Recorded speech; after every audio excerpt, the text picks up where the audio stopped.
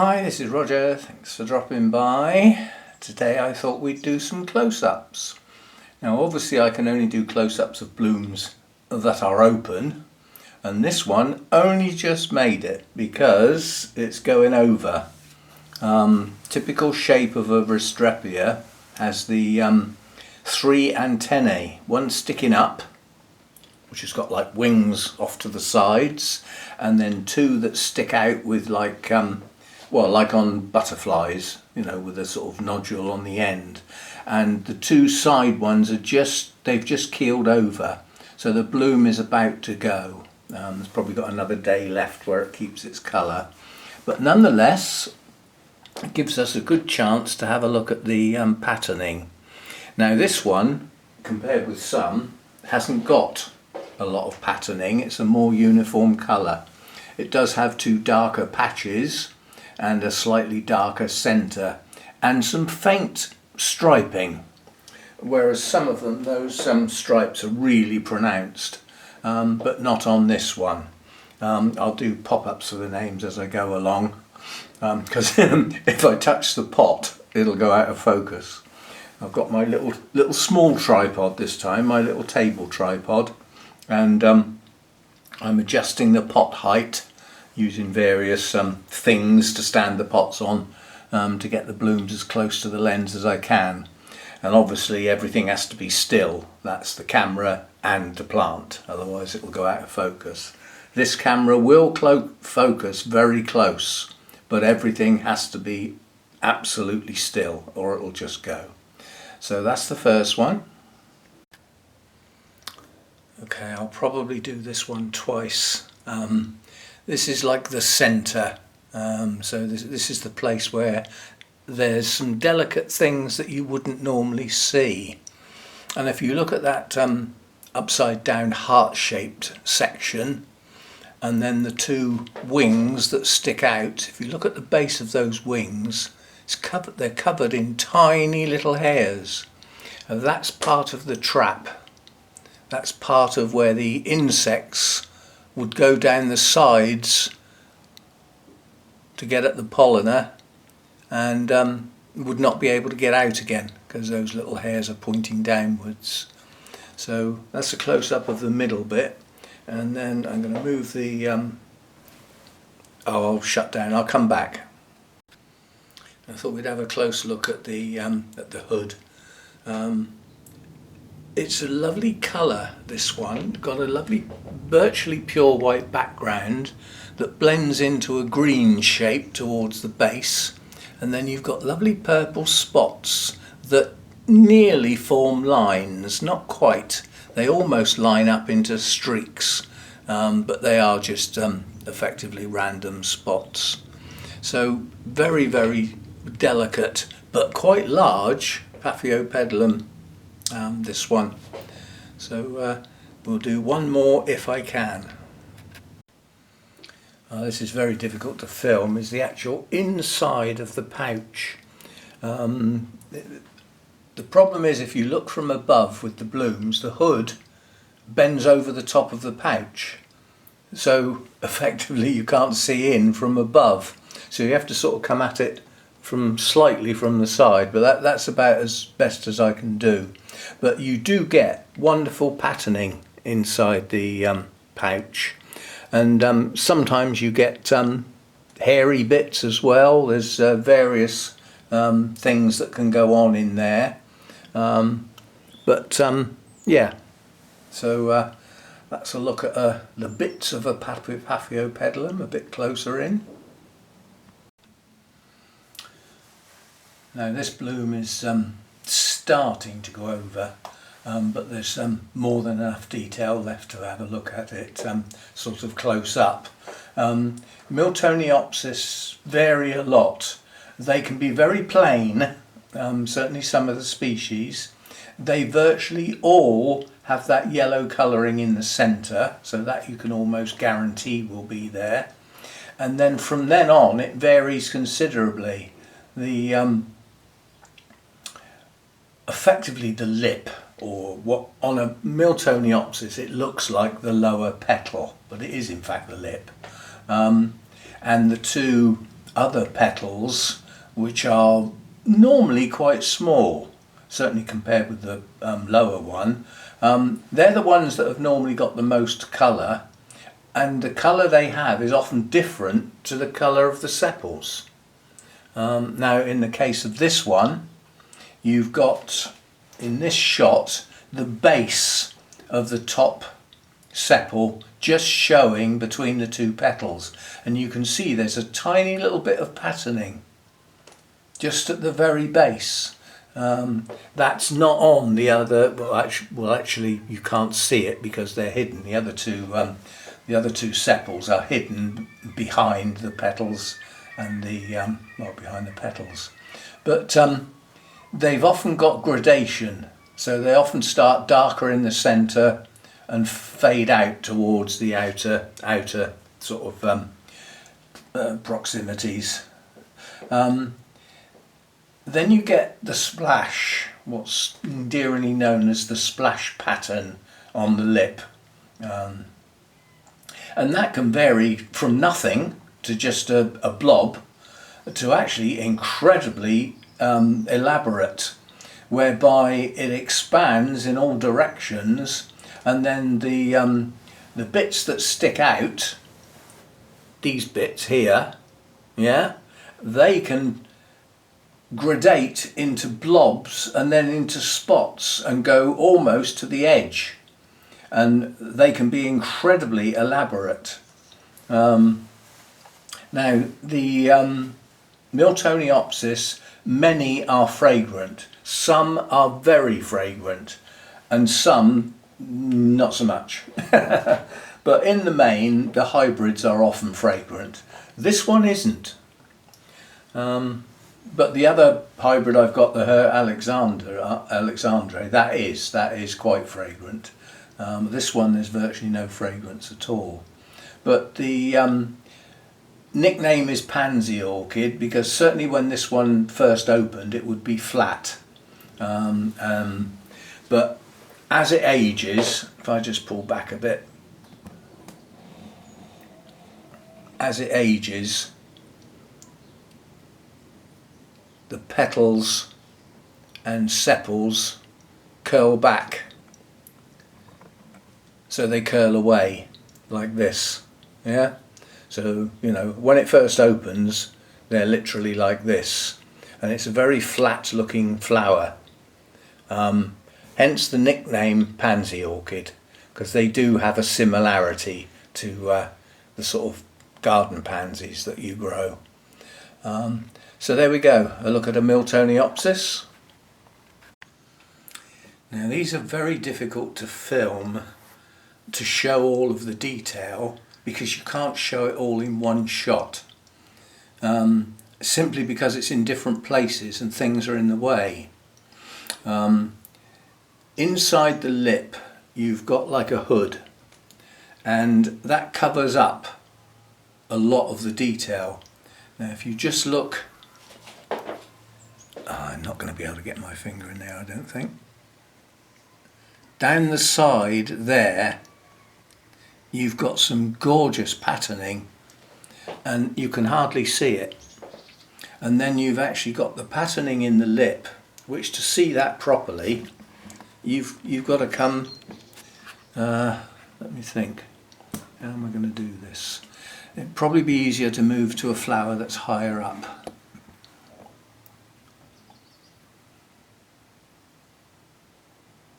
Like that. And that's so that you can see inside the lip, but you have to look at it sort of slightly from below. These are very difficult to film and show the detail, but hopefully you can now see that marking to the back of the lip. It's right up the back. It's very difficult to see. And then nearly all Coelogynes have a colour in the centre of the lip that is different to the rest of the plant. In this case that's the yellow. And then they nearly all have, to one degree or another, ridges that run down the length of the lip. These work like guidelines to guide the pollinators in a straight line up to the bit where they need to be. And they're often frilly to such an extent that the pollinators want to get to the other end. Now in this case those ridges are a reddish colour, and they are slightly frilly. So that's that one. Let's have a look at another one. This is one of the very unusual shaped Coelogyne blooms because it doesn't conform to the normal sort of structure. You've basically got 3 sepals. You've got one right at the very top of the shot, and then the other 2 are hanging down at the back in a sort of V shape. But as far as the petals are concerned, obviously one is the lip, and these are the others. Whoops. These are petals. Where's the other one? I can't get at it. But they're just wispy little, let me just bring the camera up slightly. These are petals. So it's a very odd structure. And then the other thing that's odd about it is the lip, compared with some others, is quite open. And the lip itself has frilly edges, and the ridges that I mentioned that go down the centre of the lip are very, very exaggerated on this one. They literally form, like a tunnel to guide the pollinator in, with frills along the top, and as I've said, the lip is often a different colour to the rest of the plant. In the case of this hybrid, it's not. It's roughly the same, and it's this delicate salmony peachy sort of colour. But as I said, the structure of the bloom on this one is quite different to most others, in as much as it hasn't got proper petals. So there's training flights going over today. It's the first day, I think, where we're going to get a day with very little rain. We've had the rain for today. It was raining when I got up, and it rained for some considerable time. What is it now? Heading towards lunchtime now. It's stopped raining, and apparently it's going to brighten up just for today. And then we've got some strange weather, because Friday night we've got a real cold blast coming down, so when I get up Saturday morning, highly likely to have a frost. And a fair bit of sunshine for Saturday, which is good because I've got the Orchid Society meeting, and I've obviously got to load the car up and then unload it at the other end, and then load it back up again and unload it when I get back here. So far I've managed to do that for Orchid Society meetings without having to do it in the rain. But that day will come, and it's not going to be very good, especially as I've got quite a bit of electrical stuff. Although, come to think of it, the actual the PA speaker that I actually got is actually supposed to be weatherproof, not waterproof. You can't throw it in the lake, but it is weatherproof, so it is supposed to, if it had a shower, it wouldn't damage it, but I wouldn't want to test it. Anyway, so again, an unusual bloom that you tend to look at. Most Coelogynes, you look at the array. Well, this one only has one bloom open per spike. It can have multiple spikes. This is a small division, and on this small division I've had 3 spikes at the same time. So that's 3 new growths. 1 spike's finished, and this spike will be finished when this bloom goes over, then the leaf can get going, and the other spike has got 1 bud that I believe has aborted, so that will be finishing soon, and then this plant can concentrate on growth and get these leaves up to nice sizes. But yeah, a very unusual looking Coelogyne, this one. Now this one has a more traditional bloom shape, although it does have something a bit special about it, which I'll pull back and talk about in a minute. But the inside of the lip on this one has got the traditional gold yellow colour, which many Coelogynes have got, down the centre of the lip. But this one is particularly good at showing off the hairy ridges, because they are quite hairy on this one. Now there are some tinges of red in there, but they are almost non-existent. So basically this is an almost uniform colour for the actual coloration on down the centre of the lip, but it is a quite hairy one.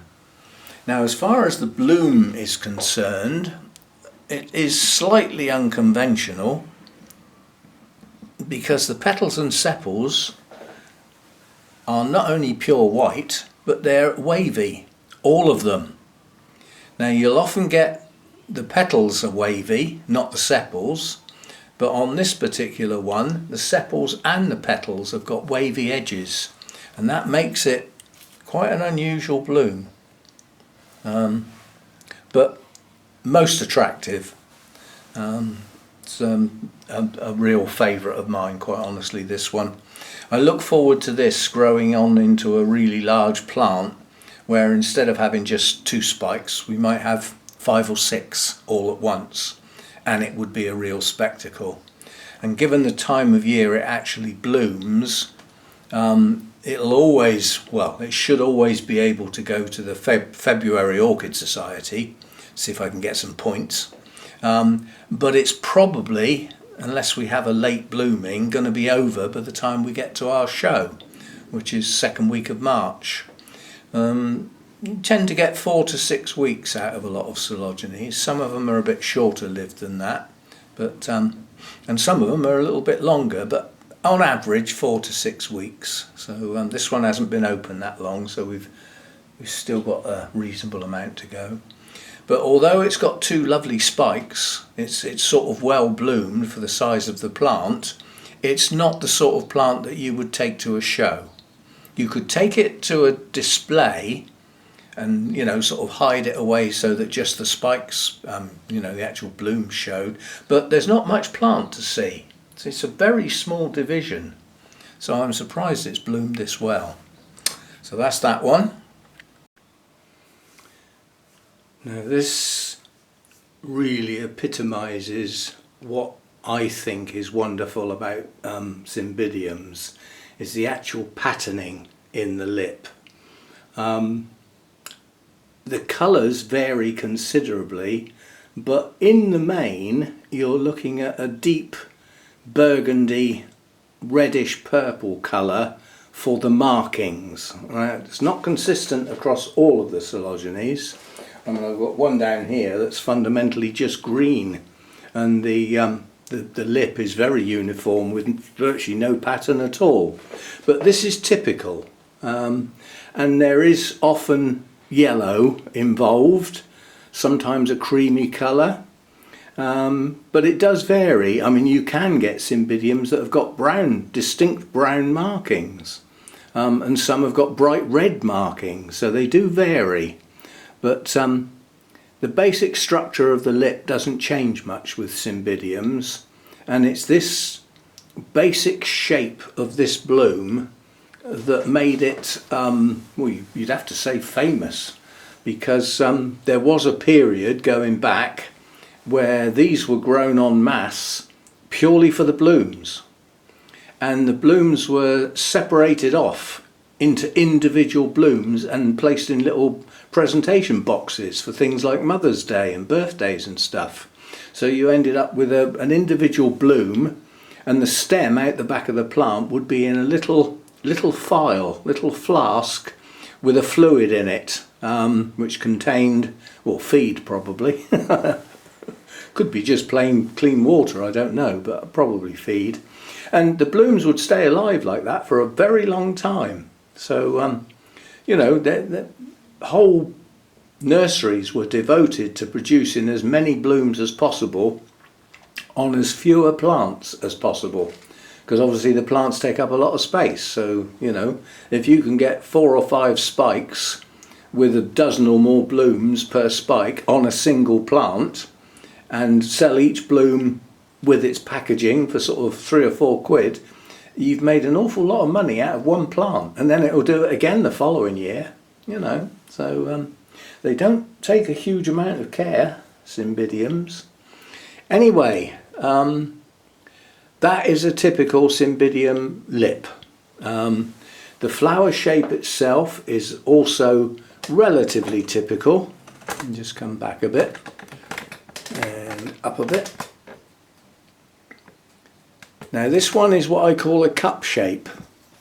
If I just twist around to the one next to it, you can see that the petals and sepals slope forward and enclose the lip. So there's a whole incentive for the pollinator to head straight for the centre of the plant. So some of them are more flat than that. Some of them are more cup shaped to the extent, you know, that they close right round the lip. And some of them are quite flat. So the ones that are flatter tend to look bigger, for obvious reasons. This is what I call a normal cup shape. And the petals and sepals are often quite uniform, of very, very similar size, shape and colour and markings, which makes them a very uniform looking bloom. Where there is interest in the petals and sepals, often with stripes, mainly with stripes, you don't see many other sort of things going on. And then to me the main interest is the patterning and colours of the lip. And you're drawn into that by the shape of the bloom. So that's that one. And then last but not least, this is what I call simplicity as far as Cymbidium blooms are concerned. Petals and sepals, almost white, very, very delicate pink tinges, darker at the base, fading towards the tips, and then you've got a lip that is basically almost white with the deep burgundy markings. And as is typical with not only Cymbidiums but many other orchids, that central area to attract the pollinators is often yellow. And that's true with many orchids. Yes, so one of my favourite orchids. It's a miniature as far as the plant is concerned, and the blooms are not massive, but it's just delicate beauty basically. If I come away a little bit so that you can see the whole flower.